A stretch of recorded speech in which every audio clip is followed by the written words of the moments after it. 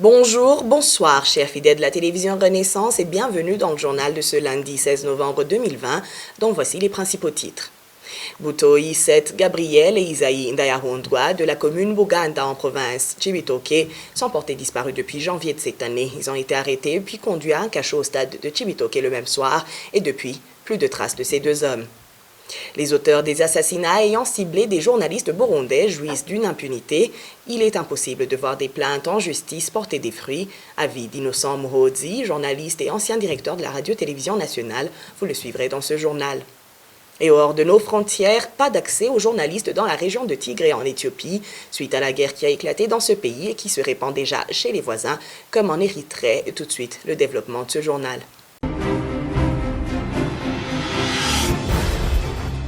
Encore une fois, bienvenue dans ce journal Les droits de l'homme pour commencer. En date du 18 janvier 2020, deux hommes ont été arrêtés. Il s'agit de Butoi 7, Gabriel de 30 ans et Isaïe Ndayahondwa de 72 ans, tous deux de la commune Buganda en province Cibitoke. Ils ont été arrêtés par le chef du service de renseignement de Cibitoke, le commissaire communal de Buganda.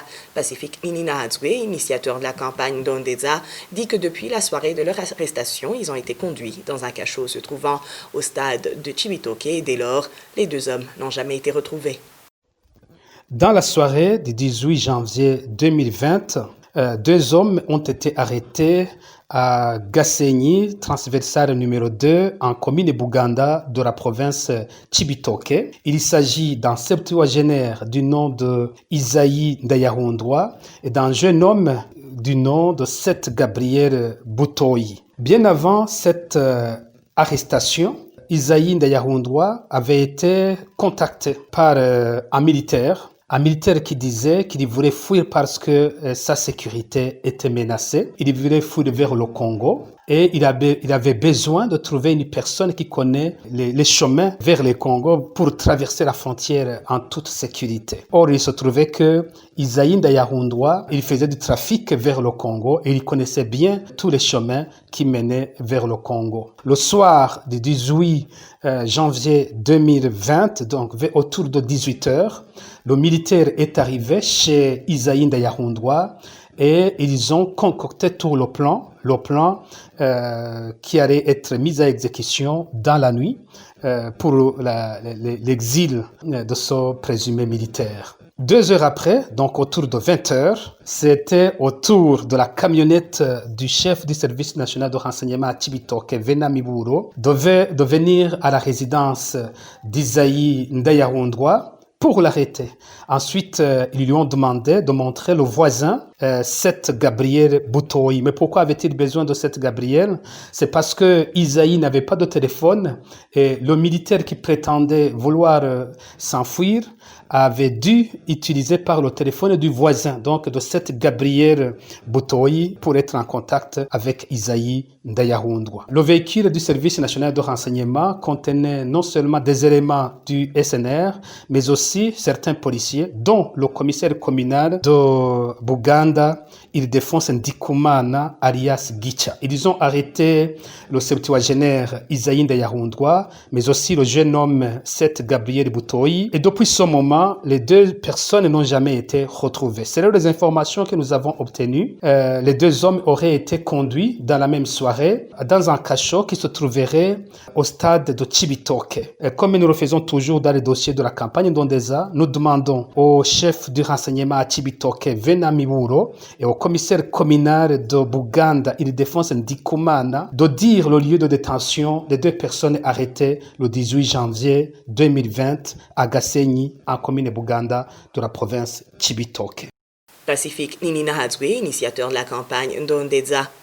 Au Burundi, c'est impossible de porter plainte pour les crimes commis contre les journalistes, car les auteurs de ces crimes ont toujours été des agents de l'État. Ces propos sont d'Innocent Muhozi, ancien directeur de la RTNB. Il fait référence à l'impunité dont bénéficient les auteurs des assassinats qui ont emporté les journalistes burundais, alors que les Nations Unies ont instauré une journée internationale pour mettre fin à l'impunité des crimes commis contre les journalistes. Cette journée est commémorée chaque 2 novembre depuis 2014. Innocent Muhozi. Que ce soit un journaliste qui soit tué, torturé, qui soit porté disparu, ou que ce soit un citoyen ordinaire, Chaque être humain fait partie d'une chaîne humaine, la famille, les amis, les relations, là où il travaille, et même le pouvoir public. Le parquet peut se saisir quand il y a un meurtre. Le problème n'est donc pas de savoir qui est-ce qui porte plainte. Le problème, c'est de savoir est-ce qu'on peut porter plainte et obtenir la justice ou pas. Les gens sont morts au vu aussi de tout le monde. Les assassins, en général, ne se cachent même pas parce que ça a été beaucoup trop souvent des agents de l'État, que ce soit en 72, que ce soit maintenant plus récemment, que ce soit un petit peu dans les années 90 aussi, après l'assassinat du président Dadaye. Quand c'est des agents de l'État, ils se croient dans une impunité totale. Damien Kayanda, Joseph Tafauti, quand Bandiatou Agarexi est assassiné, quand Simbizi est assassiné, il est assassiné par des agents de l'État, des militaires. Déo Miburo, qui était preneur de son à la télévision, lui, il a été assassiné par des voisins parce qu'il avait le faciès qu'il ne fallait pas avoir à cet endroit-là. Edouard Makomagna, la même chose. L'assassinat encore plus récent de Christophe Ngezabahizi et de toute sa famille, la disparition de Jean Bigirimana, c'est des agents de l'État. Christophe est tué par des policiers, Jean Bigirimana est enlevé par des gens du service de renseignement. Si c'est l'État qui tue, si c'est l'État qui enlève, si c'est l'État qui torture, si c'est l'État qui fait disparaître, où est-ce que vous pouvez aller porter plainte dans ce pays-là? Ce n'est pas possible. Aussi longtemps qu'il n'y a pas de système judiciaire indépendant, aussi longtemps qu'il n'y a pas la sécurité physique pour tout le monde dans le pays, il n'y a aucune chance que les gens puissent obtenir justice. Donc ce n'est que quand le pays aura été doté d'institutions qui se préoccupent de la population qu'on pourra avoir justice. Les gens se trompent énormément. Les gens croient que parce qu'ils portent l'uniforme de l'État, parce qu'ils portent des fonctions de l'État, parce qu'ils sont censés avoir du pouvoir, ils peuvent tuer qui ils veulent, ils peuvent torturer qui ils veulent, ils peuvent faire disparaître qui ils veulent, sans conséquence. Mais c'est une question de temps. Vous êtes dans ces positions aujourd'hui, mais demain, vous ne serez pas dans ces positions. Vous tuez les gens, vous torturez les gens, vous faites disparaître les gens, mais ça vous attend. Innocent Mohozi s'est entretenu avec notre confrère Thierry Bigilindavi. Les 4 journalistes du groupe de presse Iwachu totalisent aujourd'hui 392 jours d'incarcération. La cour d'appel de Nahangwa a décidé de leur maintien en prison vendredi 5 juin. Ils ont été condamnés le 30 janvier à 2 ans et demi de prison et une amende d'1 million chacun par le tribunal de grande instance de Bubanza. Christine Kamikazi, Agnès Ndirubusa, Terence Mozenze et Jida Delimana ont été arrêtés à Musigati en date du 22 octobre de l'an dernier et sont accusés de tentative d'atteinte à la sécurité intérieure de l'État. Et en page santé, depuis son apparition en Chine en décembre dernier, la pandémie du coronavirus a fait près d'1,4 million victimes à travers le monde.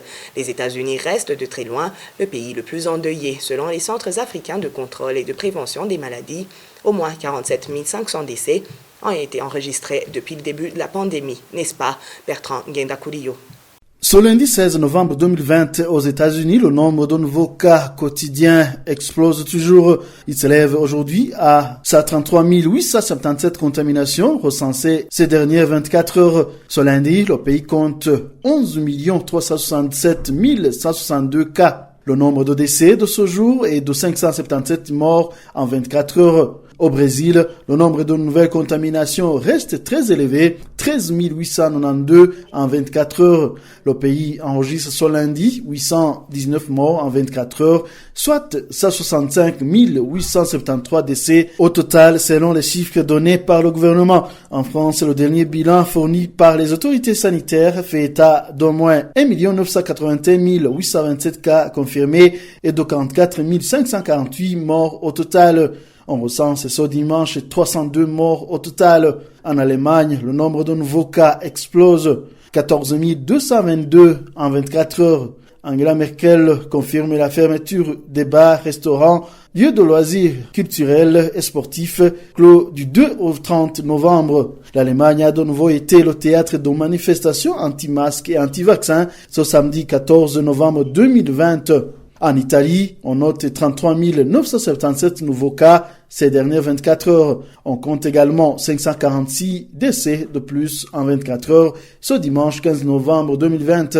Les médecins réclament un confinement total face à une situation hors de contrôle. Au Japon, le Covid continue de grimper avec 1694 nouveaux cas de contamination en 24 heures. On dénombre 116 677 cas recensés au total et 1896 décès ce dimanche 15 novembre. L'épidémie se développe également en Afrique et continue de progresser. L'Afrique du Sud est le berceau de la pandémie sur le continent africain. Le pays compte 752 866 cas recensés ce lundi 16 novembre et 20 276 morts. Le ministre de la Santé sud-africain est testé également positif au coronavirus.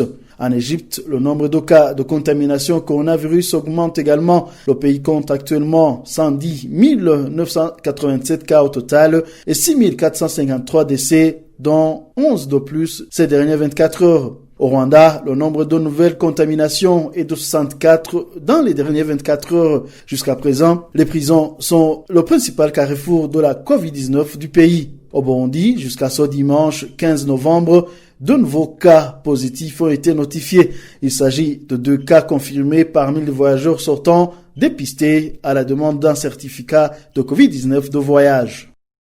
Bertrand Ngendakuriyo et en page sport, l'équipe nationale de football s'est offert une chance de se qualifier pour la Coupe d'Afrique des Nations 2021. C'est l'analyse de Désiré Hatungimana, journaliste sportif. Les Inhamba Morugamba ont battu la Mauritanie par 3-1 dimanche dernier, se hissant à la 3e place de son groupe. Pour Désiré Hatungimana, tout dépendra du comportement des uns et des autres dans les rencontres qui restent à jouer, mais quoi qu'il en soit, il y a des signes favorables aux Inhamba. Désiré Hatungimana. Si le Burundi avait perdu son match de dimanche, il serait éliminé d'office. Mais aujourd'hui, je dis qu'il y a espoir parce que le Burundi compte 4 points derrière la Mauritanie qui totalise 5 points et le Maroc avec 7 points. En dernière, la lanterne rouge de ce groupe c'est la Centrafrique avec 3 points. Mais avec un match à moins parce que la Centrafrique doit recevoir le Maroc ce mardi. Si alors le Maroc gagne en Centrafrique, le Maroc sera proche de la qualification. Et d'ailleurs, avec 10 points au compteur, le Maroc se rapproche de la qualification, comme je l'ai dit, puisque la Mauritanie, si elle gagne les 2 matchs, elle peut dépasser 10 points. Alors, les chances du Burundi résident où? Elles résident dans ce sens que la Mauritanie va se déplacer en Centrafrique, alors que la Centrafrique sera accueillie au stade Inouari à Bujumbura. À ce moment, le Burundi a plus de chances que la Mauritanie qui serait en déplacement. Et si le Burundi gagne les 3 points contre la Centrafrique, c'est-à-dire que le Burundi aura déjà 7 points. Et à ce moment, je dis si la Mauritanie perd contre le Maroc le 22 mars, c'est-à-dire que le Burundi sera en 2e position.